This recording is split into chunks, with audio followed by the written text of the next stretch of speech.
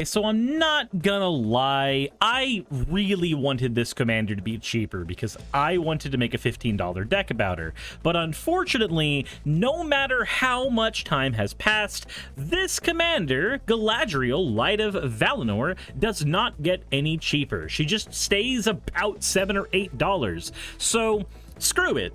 I'm going to go ahead and take one of my favorite commanders of all time, and we are going to make a deck with her regardless of the $15 deck restrictions. To do this, we're going to go ahead and make a separate category of deck. I've done this before, but I'll do it again. Anytime I want to make a commander that costs more than $1, we're going to go ahead and make it a $30 deck instead of a $15 deck. This should create another tier of deck on the channel and another series of videos that I'm able to work on besides just the $15 decks. For those of you who have commanders that you really want me to do that are constantly outside of the normal price range, this should be an area where we're able to do that. The rules are going to be simple. Like with most other commander channels on YouTube, we will not be including the price of the commander in the final list. So this deck tends to be about $30.15, $37 if you count the commander herself. That's still going to be less than you're going to pay for the average precon, and I'm going to be honest, I believe what I've constructed here is going to be far more powerful than the average commander precon anyway. So let's go ahead and get into my favorite elf deck I've ever built. But before I get into that, the question might be, why Galadriel specifically? Well, there is a reason for that. If we look at EDH Rec, the top elf commander of all time is Lathril, Blade of the Elves. Now, this makes perfect sense. I'm of the opinion that Lathril is the strongest elf commander in all of Magic the Gathering, while Merwin the Nurturer may actually be a better contender for a CEDH deck specifically, as her combos are a little easier and more straightforward to do. Whereas Voha is kind of the default, wizards put way too much gas in the chamber elf commander. Every single one of these elf commanders gives something really powerful to the table, but what they do not do is bring anything unique to the table. Lathril wants to put a bunch of elf tokens on the board and use them to burn people. Morrowind wants a bunch of elf tokens on the board and use them for mana. And Voha wants a bunch of elf tokens on the board so he can add 1/1 counters to them, and then you win the game by turning all those elves sideways. There's not an extra bit of strategy to any of them. It's not that they're not fun. Again, Lathril was my favorite elf deck prior to this one. But if you scroll a little further down the EDH Recs here, instead of the 20,000 decks that Lathril boasts, Galadriel has about 3,200. And with the Galadriel Elven Queen from the precon being about 1,700. But if we look at this Galadriel, she may be the 4th most popular elf commander, but she only has like a 5th of the decks of the top contender, and less than half of the decks of the 2nd most ran. So I'm of the opinion that most people probably don't actually see Galadriel decks out in the wild, at least not elf variants. But she does allow us to do something elves normally don't do, and that's make a very powerful blink strategy. So let's talk about that. Galadriel, Light of Valinor, is a 5-mana Bant and 2 commander with the Alliance ability, which means whenever another creature touches the battlefield on our control, we can choose an ability of hers that has not been chosen before, either adding 3 green mana, putting a 1/1 counter on every creature we control, or scrying 2, then drawing a card. Now, obviously, elves are token machines. The only reason that there are decks that do more token production than elves is because goblin decks exist in Magic the Gathering. This means we should be able, in most turns, to trigger almost every single ability on Galadriel. Also, if we are supremely lucky, we should be able to trigger her abilities more than the normal amount by resetting Galadriel on the board to get more and more instances of her ability. This should eventually let us have a board state that is so massive, so large, and so just overwhelming that people aren't really able to handle us, which, you know, is not outside the normal things that elves are always doing. But let's talk about what we are going to be running in this deck to facilitate this. First of all, I want to go ahead and give a disclosure. A lot of the elves in this deck, I didn't know were elves until I started making this deck. But let's go ahead and talk about the first one, Tomb of Horrors Adventurer. When the Tomb of Horrors Adventurer touches the battlefield, we take the initiative, which I'll show you in just a second. And whenever we cast our second spell every turn, we are allowed to copy it. If we are able to complete a dungeon, we can then copy that spell twice instead of once. Now, the initiative forces us to go into the Undercity. Of course, it's a dungeon. I've made a deck that once again can go into the dungeon. But the Undercity allows us to choose any of these rooms in sequential order. So we have to start with Secret Entrance, getting a basic land out of our deck, and shuffling it. Then we get this ability on us called... It's not really the Monarch, but it is called the Initiative. If somebody attacks us, they can take the initiative from us, and they will then gain the initiative themselves, allowing them to go into the Undercity as well and get a basic land.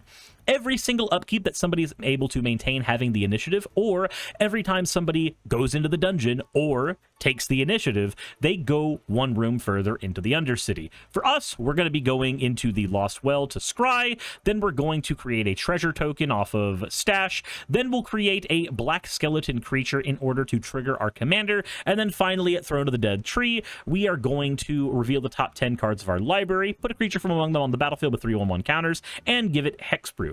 Now, it should be noted, the Undercity is in here as an afterthought. It doesn't really matter. If we get to it, that's absolutely amazing. If we don't, we really don't care. The only two things that matter is that, one, Tomb of Horrors Adventurer is an elf, so it benefits from elf synergies, and two, its enter the battlefield effect is amazing, and three, copying any of our elves actually serves double duty for us. Not only do we get multiple elves on the board, but we also get extra access to more abilities from Galadriel. Because two elves touching the board off of the Tomb of Horrors Adventurer ability makes two triggers of Galadriel happen. But that's not the only way we're going to be copying cards. We also have Elvish Hydromancer, who's a 3-mana elf, who, if we pay 4 extra mana in for the kicker cost, will create a token of any creature we control. Just a token copy. Easy to do. We will not gain any abilities from flickering her, though. We don't get to pay the flicker cost off of Flicker Ring, but it doesn't matter. All we have to do is clone one thing one time. Hell, clone the Tomb of Horrors Adventurer if you want. Just go have at it. We also have a Rally the Galadrim, which says we can create a creature token that's a copy of any creature we control, along with the Conspire ability, where we can tap 2 untapped creatures and then copy this ability again, meaning that we will get multiple instances of copies, triggering our commander multiple times, and getting multiple copies of a valuable elf on the board. Speaking of a valuable elf, we have one card in the Pure Counters Matter category, and that is Master Biomancer. This elf says each other creature we control enters the battlefield with a number of 1/1 counters on it equal to Master Biomancer's power and also becomes a mutant. For our purposes, this will create a board of far stronger elves than what most elf decks tend to make. And because our commander is already able to add 1/1 counters onto creatures we control, we are able to constantly scale the Master Biomancer's power higher and higher as the game goes on. But we also need lots of elf tokens, so let's talk about some of the ways we are going to be getting those tokens on the board. Now, not every card in this stack makes an elf token specifically, but all we need is extra tokens on the board to gain the benefits of Galadriel's effect. If every single card we play gives us a token, then Galadriel's giving us mana and a scry and draw every single time we do something. Make sure that you always end your Galadriel with the +1/+1 counter ability. Don't use that one first because we want to establish a board and then put 1/1 counters on all those creatures. But let's start with the first one with Elderleaf Mentor. When this elf touches the board, we make a 1/1 green elf warrior creature token, along with Dwynen's Elite, which does the same thing, making a 1/1 elf token when it touches the board. Wirewood Hive Master makes a 1/1 green insect when it touches the board, which isn't as powerful as the other two effects, but is still useful for triggering Galadriel. Tristani Summoner is probably the strongest token effect in the deck, as it makes a 2/2 white knight creature, a 3/3 green centaur, and a 4/4 green rhino creature every single time this touches the board. This means if we copy her or flicker her or do any of those things, we can very quickly make a board state that is out of control and very hard to handle. This is one of those cards that when I play it at my local LGS, she almost always has to get counterspelled or removed immediately. This serves two purposes.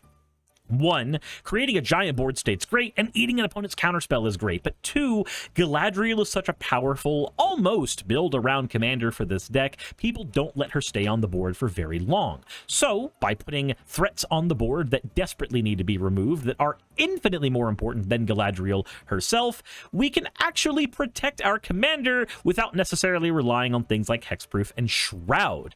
That said, we also have more ways of getting elf tokens on the board, one of which is Lys-Alana Huntmaster.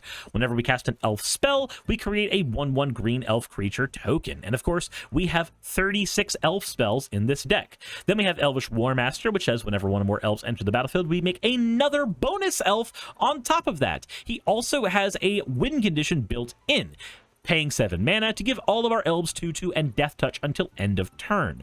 Most people are not going to want to block any elf coming at them with Death Touch, right? Then we have the Imperious Perfect, a childhood favorite of mine. This card gives all elves 1/1 and also allows us to create a 1/1 green elf creature token at instant speed anytime we want, as long as we tap her for the privilege of doing so. This means that no matter what turn it's on, we are able to get another trigger of our commander's ability. That said, we also need to protect our commander, so we've got a few ways of doing that. The obvious one is a copy of Swiftfoot Boots, making sure that our commander has hexproof, and if any other creature on our board needs haste, we can give that to it as well. Inspiring Call will let us draw a card for every creature with a 1/1 counter on it, and then give those creatures indestructible, protecting us from board wipes. And finally, Scuttling Sentinel, a crab elf, which has the lovely ability of Flash. We can play this at any turn. When this touches the battlefield, we put a 1/1 counter on a creature and then give it crabs and also make it hexproof until end of turn. That means that if somebody tries to get rid of our commander, we not only get an extra instance of our commander's ability by summoning a creature on our opponent's turn, but we just block the spell entirely. It's pure advantage, plain and simple. No real downsides. Now, our cards are always going to be removed by our opponents, though. Nobody wants an elf deck to get too ahead, so we're going to have a couple ways of keeping our board nice and healthy, and we're going to have a couple ways to get stuff from our graveyard into our board again. Let's begin with Timeless Witness, a 4-mana creature that enters the battlefield, returning any card from our graveyard to our hand, and has Eternalize, which we can use in a pinch. This actually has some loops with the blink spells we'll talk about later, but that's not super important right now. Recursion is recursion, and Timeless Witness is good recursion. Then we have Evolution Witness, which says anytime one or more 1/1 counters is put on it, we can return any permanent from our graveyard to our hand. Given that our commander can put 1/1 counters on cards basically ad infinitum, and Evolution Witness is also an elf, it's very easy to see ways that we are going to be abusing this creature left, right, and center. Next, we need to talk about how we are going to be abusing these effects in the first place with the Blink package of the deck. So let's begin with Momentary Blink. This allows us to exile the creature we have and then bring it right back to the battlefield, and it has flashback, so we can use it again later on if we need to. Now, I've tried to make sure that every card that we've included in the Blink package is something that either blinks something twice or gets a lot of extra value. Momentary Blink being able to operate twice is very good, especially since there are situations where we use it early on in the game for some advantage, it sits in the graveyard, and then our opponents see that we have open mana, but say that we don't have any cards in our hand, so they try to remove our commander at that time. When that happens, we pay 4 mana, use Momentary Blink from the graveyard, and protect our commander, or, get any other abilities that you might want. Icewind Stalwart and Restoration Angel are ways we have to blink that are creatures as well. I've chosen these because playing one of these and blinking a creature triggers Galadriel twice and gives us both the scry draw on top of the extra mana. So we end up getting double duty from these anyway. Also, they do go infinite with one another, looping between themselves, which can be useful for certain strategies. Then we have Displace, Illusionist Stratagem, and Ghostly Flicker, which all just say exile 2 things we have and bring them right back to the board. Oftentimes we are going to use this to exile 2 elves to get 2 instances of Galadriel, but many times you're going to find yourself blinking both Galadriel and a creature so that you can reset the commander and get more of her abilities to extend your turn. To protect our board state, we also have Lae'zel's Acrobatics and Semester's End, an instant way to remove our entire board from the board and then bring them back at the end of the turn. Each of these cards have different clauses, which give 1/1 counters to creatures or let us blink multiple times, but the most important thing is we get to protect our board from a big board wipe and also have a shit ton of enter the battlefield triggers happen all at the same time. And then we have a few ways of statically flickering our board, like Yorion Sky Nomad, which can flicker the entire board in the same sense as Semester's End. If Yorion the Sky Nomad is on the board with something like Restoration Angel, we can then loop these two to get a free flicker of our board every single turn, getting shit tons of card advantage, and then finally ending on our turn and not actually flickering once more, letting us hit everybody with our elves, as they will just act like any other card at that point. Remember, if you flicker a card, it does get summoning sickness, so do not do the Restoration Angel Yorion Sky Nomad combo when your turn begins. Let your board just be what it is when you need it to be, so that you're not just ripping through your deck and then not actually winning the game. Then we have Gilrain Dunedain Protector with a 2-mana blink ability that can either blink something instantly or blink it in the protective fashion of something like Lae'zel's Acrobatics, where it goes off the board and then comes back on later on in the game. This could be a very good way of surviving a board wipe, right? Nobody wants to pay 7 mana for Galadriel again, so we'll just blink Galadriel off the board when a board wipe happens if we have no other way to protect our board state. This way, we can just drop her on the board and then proceed with a normal turn afterwards. Finally, we have Soul Herder, which says, whenever a creature is exiled from the battlefield, put a 1/1 counter on it, and at our end step, we can blink a creature. Just exile it and put it right back on the battlefield. This is basically a budget Conjurer's Closet we get access to in our colors, so we can just sit back and let this constantly blink our board for us, generating lots of advantage throughout the game. That said, finally, I've got a couple cards in the Oops, I Win section. These are cards that, if left unchecked, will just win the game for us outright. Let's begin with the simple one, Enraze Forerunners. This touches the board, gives our whole board Vigilance Trample until end of turn, and 2/2. This means that we not only have a 7/7 Vigilance Trample haste creature attacking our opponents, but all of our elves get 2/2 and trample, likely ending the game on the spot. Then we have Haladir, Lorien Lieutenant. It has an X cost in it, which we are going to be probably sometimes just fucking ignoring. Lorien enters the battlefield with X 1/1 counters, and we can pay 6 mana to give all of our elves vigilance and 1/1 for every 1/1 counter on her. So what we are going to do, primarily, is play her very early and hope people don't really recognize what we're doing, and slowly build counters on her until we just crescendo into a giant crashing footfalls of elves. That said, people may remove her early, and that's entirely fine. But what we don't want to do is sink a ton of mana into her X cost and then have her die afterwards. That's kind of poor resource management. That said, let's talk about those resources real quick. How are we going to draw through our deck? Before we continue, let's go ahead and get the elephant out of the room. Galadriel is the strongest draw spell in the deck. Being able to scry to draw 1 after every single action that we take effectively is really, really powerful, even if it is limited to once per turn. But trying to rely only on that draw is a fool's errand in any commander game. Every commander deck needs to have either lieutenants or alternate ways to get these powerful effects going, because commanders, while they are the most reliable cards in the game to have on the board, they are also the most reliable targets for removal. So let's go ahead and supplement that draw package with a few extra cards, beginning with this Elvish Visionary. This draws this card when it touches the board, along with the Jaroga Visionary and the Masked Admirers, which do the same thing, though the Masked Admirers obviously adds an extra recursion effect on top of itself. Samala Woodshaper can get a creature for the top 4 cards of our deck, as this version of the deck does not run any enchantments, and Rumor Gatherer can let us scry 1 every time we flicker or blink or play a creature token. And also, if it's the second time it's happened in a turn, we get to draw a card instead.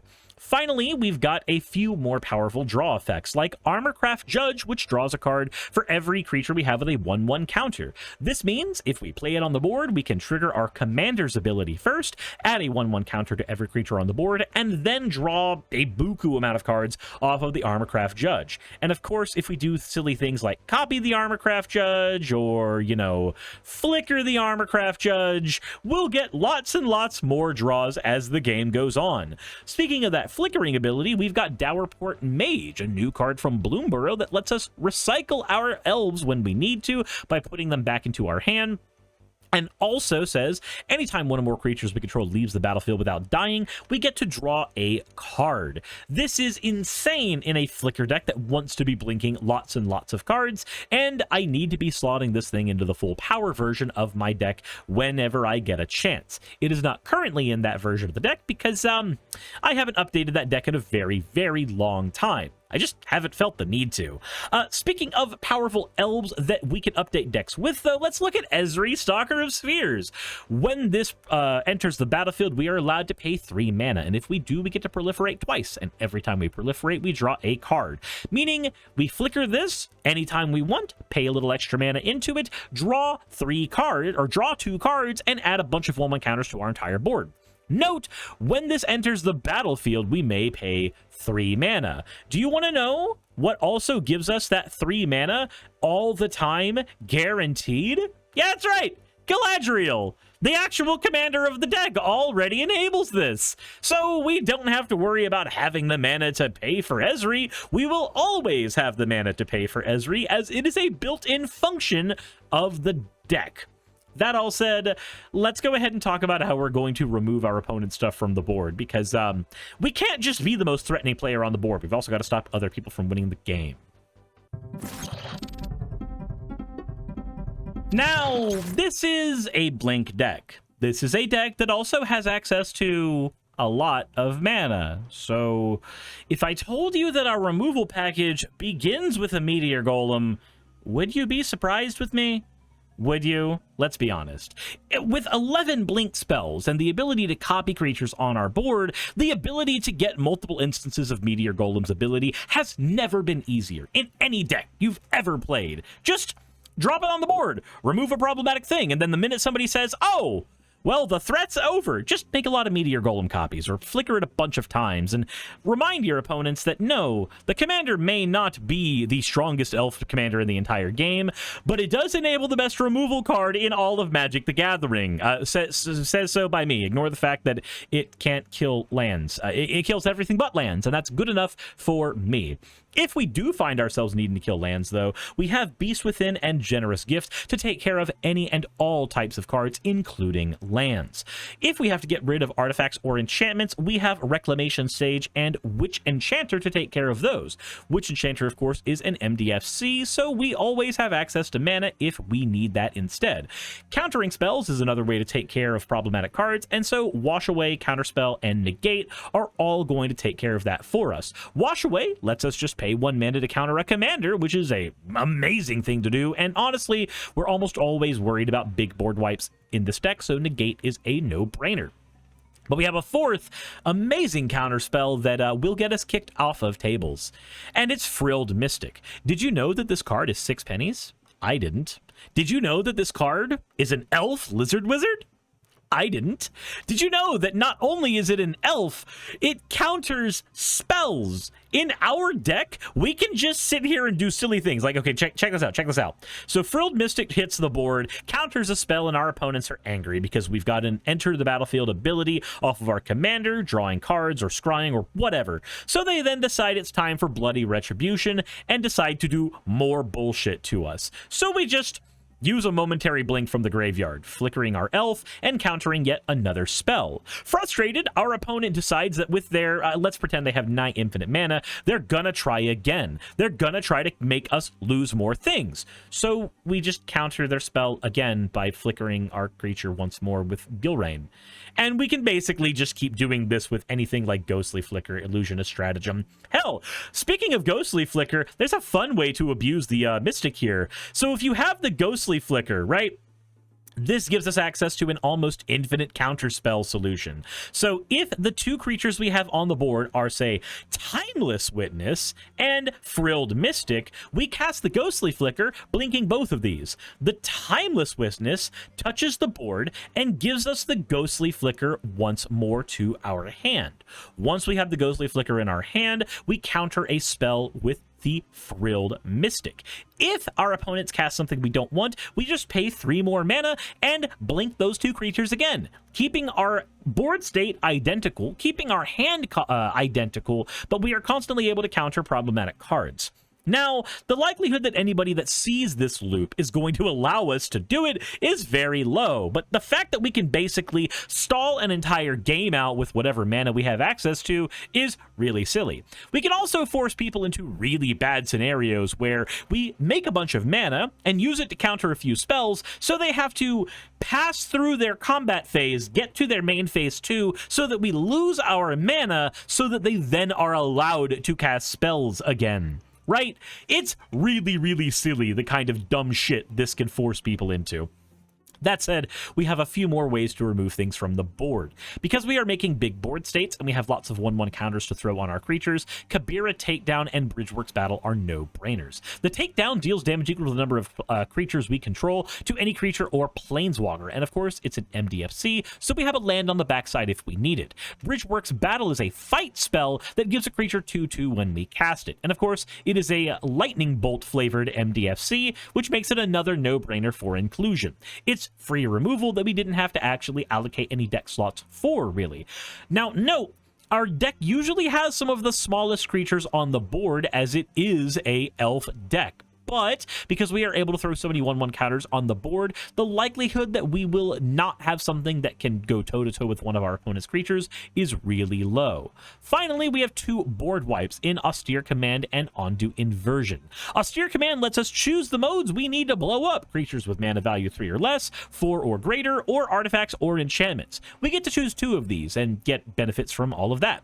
The Ondu Inversion, on the other hand, is a favorite of mine. It blows up all non-land permanents. This deck only has 4 artifacts and 0 enchantments. So the only permanents we are going to have 99% of the time are going to be our lands and our creatures. And given that we are running cards like Lazelle's Acrobatics, and we can just flicker our entire board away for a turn, or like Urian's Sky Nomad, flicker our entire board away for a turn, and then do effectively an asymmetric blow up all non-land permanents ability, this means that we can create very, very dominant board states where the only people with cards are us, and now all we have to do is turn our elves sideways at somebody to turn them into Swiss cheese, bending them over and making them regret that they decided to tangle with the 4th best elf deck in Magic the Gathering.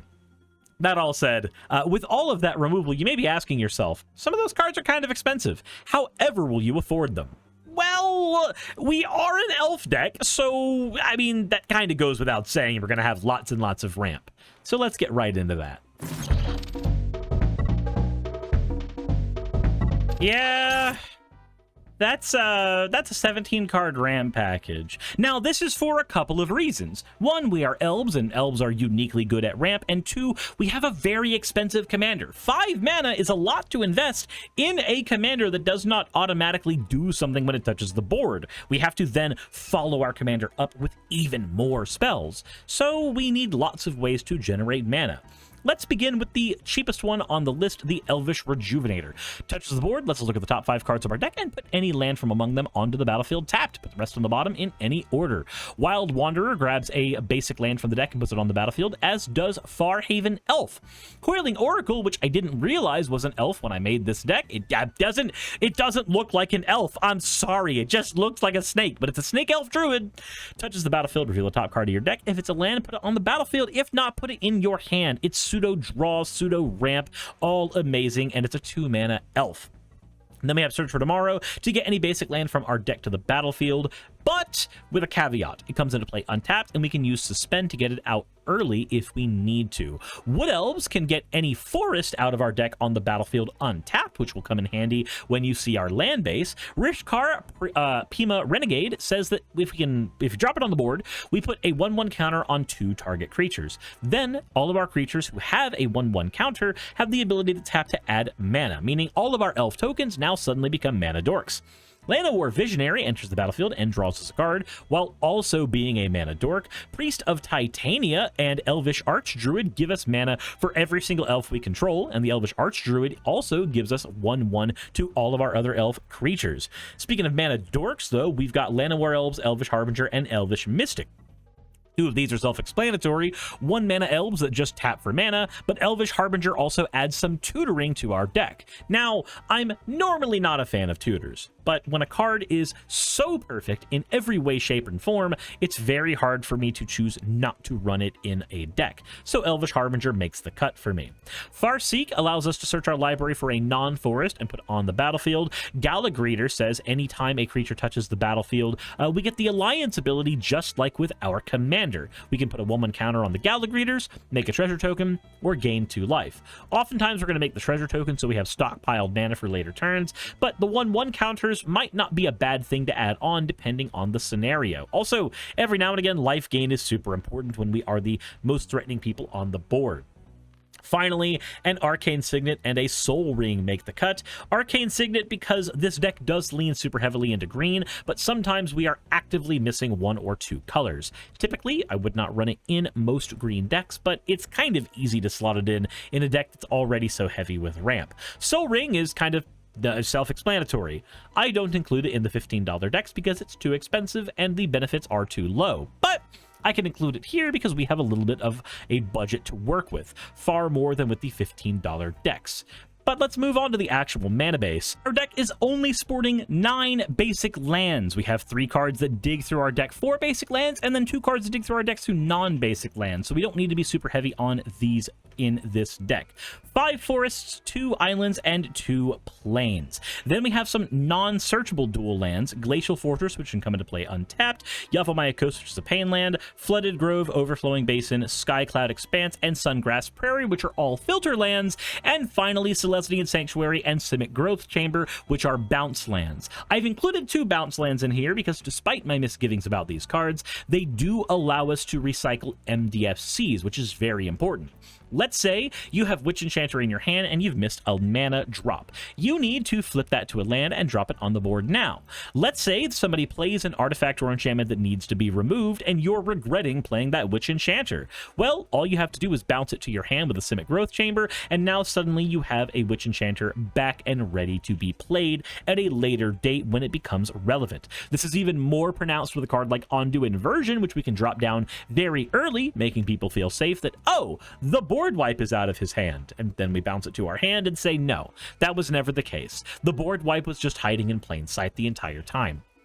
Then we have our searchable dual lands. These are all cards that can be grabbed with some of the land fetch in our deck, like Wood Elves being able to grab any forest from the deck, and Farseek being able to grab any non-forest from the deck. Scattered Groves is a bicycle land along with Irrigated Farmland. They come into play tapped, but we can cycle them if we get mana flooded. Radiant Grove, Tangled Islet, and Rimewood Falls are all dual lands that can be grabbed. They come into play tapped. That would be upgraded with better versions if we had the budget for them.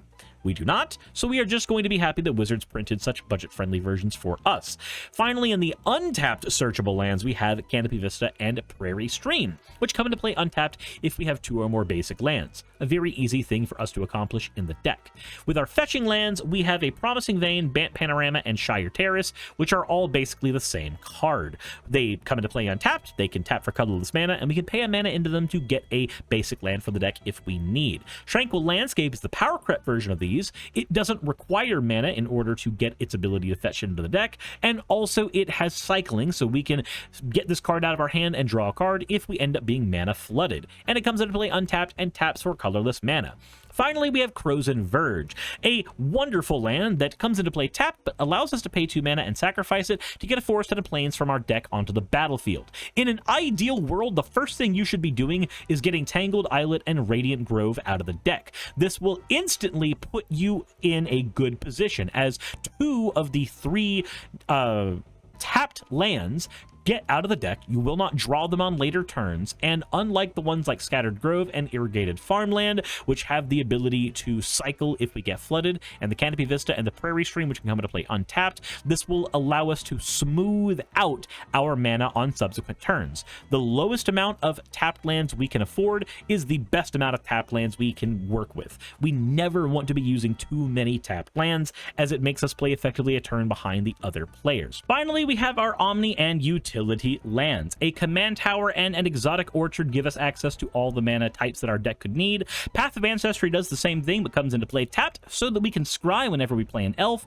and Pit of Offerings can get rid of 3 target cards from any graveyards, and then we can add a mana of any of the exiled cards' colors if we need. Also, it taps for colorless mana if we desperately need that, but that's probably never going to be important.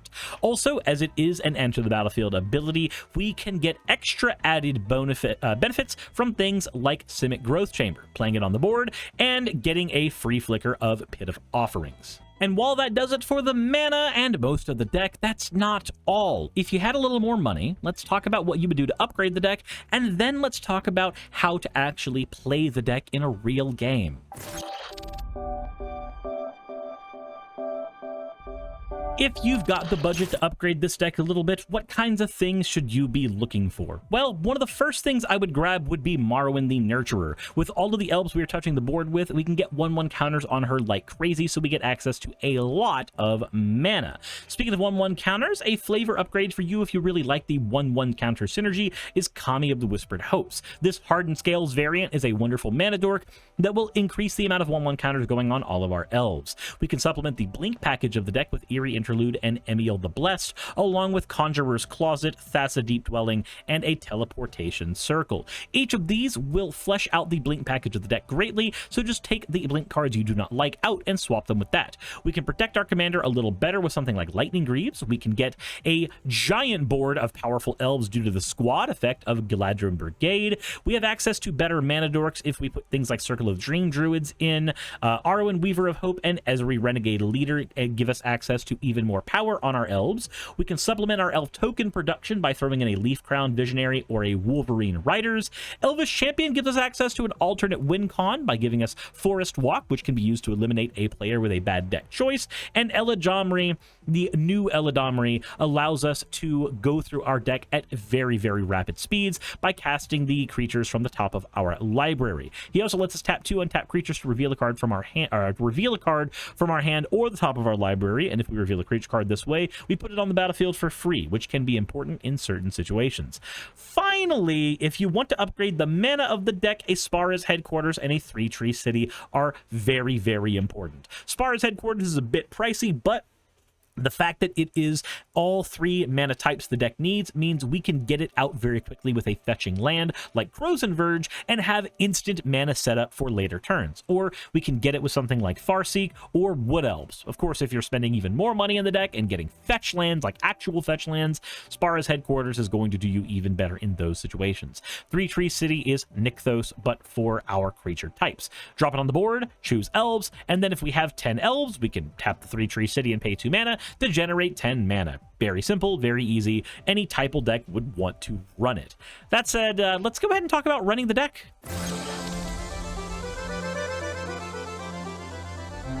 This section is still pretty experimental, but we're going to run with it anyway. This is where we're going to go over some gameplay and what you should do when playing this deck. So let's go ahead and look at an example opening hand. We have a Rimewood Falls, Rishgar, Farseek, Soul Hoarder, Prairie Stream, Dowerport Mage, and an Evolution Witness. This is a keepable hand because we have a little bit of ramp, we have all of the mana types that we need, we have draw, and we have recursion if things go sideways. And of course, our commander is what is going to dig into the actual plays. So if we go ahead and open up the turn, we have a Beast Within. We have some removal if necessary. So let's go ahead and play our tap land down first, because this land is going to have the most restrictions. If we happen to draw a non-basic land that can come to play tapped or untapped, or a basic land, we are golden. So we go ahead and go to the next turn. This is turn 2, and we have a Tangled Islet. Unfortunately, with our current setup, we are in tapped land territory once more. This is one of the times where the tapped lands we have in the deck that we have for the sole purpose of searching, we see what happens when we can upgrade them into things like Breeding Pool. This doesn't happen in that kind of scenario, but we are running on a budget, so we do take the L for that. Next turn comes up, and we have a Tranquil Landscape, which does come into play untapped. So we have a couple of options. We can either play the Tranquil Landscape and get the Rishkar down to ramp into a very, very good board state, but the Rishkar doesn't have any creatures on the board to benefit from. So instead, what we're going to do is we're going to tap 2 and play Farseek to get one more tapped land out of our deck so that we don't end up dead drawing later. Next, looking at our hand, we want to make sure we have a play for the following turn, so our land for turn is going to be that Prairie Stream. While it does come into play tapped due to our board state, we are not actually punished by that too terribly much, because we didn't have a follow-up play to begin with. Next, we have our turn 4, and this is where we can go ahead and play our commander and see if she gets to survive. So we get to drop the Tranquil Landscape on the board, and we get to go ahead and put our commander out on the board right now. Now, typically, this would not be the best play available to us, but as we have 2 forms of removal, a draw engine, a blink engine, recursion if things go badly, and even more mana ramp in our hand, we're in a position where we can just let our opponents choose to get rid of our creature now or not. If they choose not to, we get a very good follow-up turn for turn 5. Turn 5 is here, and now we get the opportunity to do some pretty fun things. So let's go ahead and begin by tapping the Tranquil Landscape and the Tangled Islet to get that Dwydon's Elite on the board. This will go ahead and create an elf creature token and give us 2 instances of our commander's ability. We've chosen to add 3 mana for a follow-up move and do our Scry 2 draw 1 ability. Scrying 2, we have a Pit of Offerings and a Frilled Mystic in our hand. Now, this choice depends entirely on the board state. If a Reanimation player is on the board, then getting Pit of Offerings down now is imperative. But if that is not the case, we actually can just choose the Frilled Mystic and use it as a counter spell later on. Let's go ahead and say that there is a Reanimator player, though, and we need to get that Pit of Offerings to our hand. We can choose not to get rid of the Frilled Mystic, and in fact, I would choose not to get rid of it at all. Let's keep that on the top of the deck so that we can draw into it and use it on a following turn. We play the Pit of Offerings, we go ahead and get rid of the Reanimation players' cards in their graveyard that are important to us, and now we have to make a choice. Where the board state is sitting, we don't really have a way to blink as of right now. So we have 6 mana available, and we've got a couple choices to make. I personally would play Rishkar down and then Soul Hoarder, or Soul Hoarder and then Rishkar. It just really depends on what you want to do. For me, we're going to go ahead and play that Soul Hoarder down, and then we're going to use all 3 of the mana that our commander has made us to play Rishkar down. This means that we will have the ability to blink creatures at the end of our turn to get a better board state, and Rishkar is going to add some extra 1/1 counters across our board. As turn 5 comes to a close, we will make a copy of an Elf Warrior token by blinking Dwydon's Elite with Soul Herder. This will give us another elf for a follow-up turn. We don't have access to our mana that we made with Galadriel, but that doesn't really matter. We will follow up on turn 6 and see where we're at. Finally, on turn 6, we draw the Frilled Mystic that we knew was lying in our deck. Now we know that we need to keep up these lands basically forever for use with the Frilled Mystic, because we need to make sure that our board state is forever protected. So go ahead and consider these lands effectively unusable for us. So for now, we're going to tap the Tranquil Landscape and the Pit of Offerings to play our Dourport Mage. This is going to touch the board, and it's going to give us 3 mana pips with Galadriel. We're going to go ahead and spend those pips in order to play Reclamation Sage, and we're going to go ahead and assume, for the sake of argument, that there's a strong enchantment on the board as it is turn 6. If not, just blow up somebody's Soul Ring. With this, we should be able to get another Scry 2 and draw to see where we are with our deck.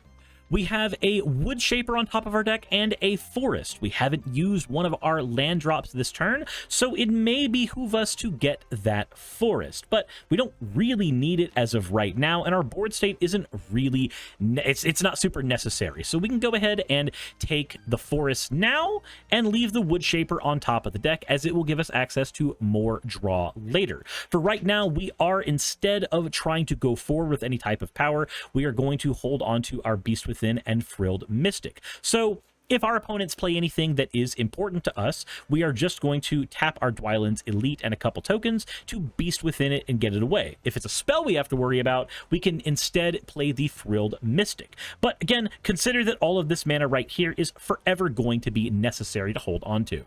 As the turn comes to a close, we get to make another Elf Warrior Creature token copy because of Dwyland's Elite, or we can make another instance of Reclamation Sage happen depending on what we need. This will put a 1/1 counter on our entire board, so let's go ahead and say that those are there. With more 1/1 counters on our board, a card has blinked, so Dourport Mage will draw us another card that we chose to keep on the board. Let's pretend that I played that Forest on the turn like I was supposed to, and we have all of our mana up and ready for the following turn. Let's assume the worst and say that we needed to use the Frilled Mystic to stop a card and the Beast Within to stop another card. Because playing Frilled Mystic, which used all of our mana here, and playing the Beast Within, which used all of our mana here, because these are all mana dorks now thanks to Rishkar, we do get an access to Galadriel's ability for playing the Frilled Mystic. So let's go ahead and see what we have on the top of the deck. A Selesnyan Sanctuary and a Path of Ancestry rest on top of our deck. I'm going to be honest, we don't need the Path of Ancestry at all, but the Selesnyan Sanctuary will allow us to reuse Pit of Offerings.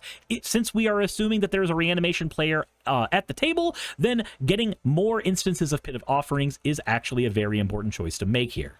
The next turn is here, and we drew our Haymaker of Tristani's Summoner. So the first thing we're going to do is tap our Pit of Offerings for mana, and then bounce it to our hand to play the Selesnyan Sanctuary, letting the reanimation player know that we have their number, and we are going to annihilate them here in a bit.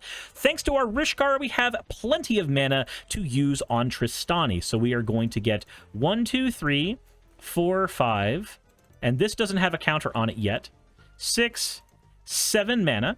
We are going to use one of these white pieces of mana that is right here, and we are going to go ahead and get Tristani on the board. Once Tristani touches the board, she will spawn 3 more tokens on turn 7. These 3 tokens will give us access to all of the abilities of Galadriel, putting a 1/1 counter on everything on our board and giving us another Scry 2 and Draw 2. At this point, we have one of the most dominant board states, and we've been able to stave off a few instances of trying to get rid of our board. If this had been a more back foot game, the Evolution Witness in our hand could have been used instead to generate more advantage by getting our cards that have been destroyed back out from our graveyard. If we do suffer some kind of catastrophic board wipe, though, we can still use the Samala Wood Shaper to dig further into our deck for things to rebuild our board with. This means that on turn 7, we have a very powerful, very established state, a draw engine that we can dig through our deck constantly in, and an ever-growing supply of very, very just lucrative mana. Hopefully you can see why, as an elf deck, this is able to generate so much advantage, and why you're going to be a very threatening player on the board. We managed to establish a threatening board state by turn 6, but it got very out of hand by the time we hit turn 7, thanks to how many cards we were able to dig deep into our deck with. And honestly, that's kind of the name of the game with this deck. Just make sure that you have a constant stream of advantage and build a board state that is always aiming towards going for the goal. Make sure that you are removing key things off the board and use things like Soul Hoarder to reuse cards like Reclamation Sage to constantly get rid of things like Omniscience and Bolas's Citadel and extra Soul Rings to keep your opponents behind you. This way you should always be able to be in a dominant position.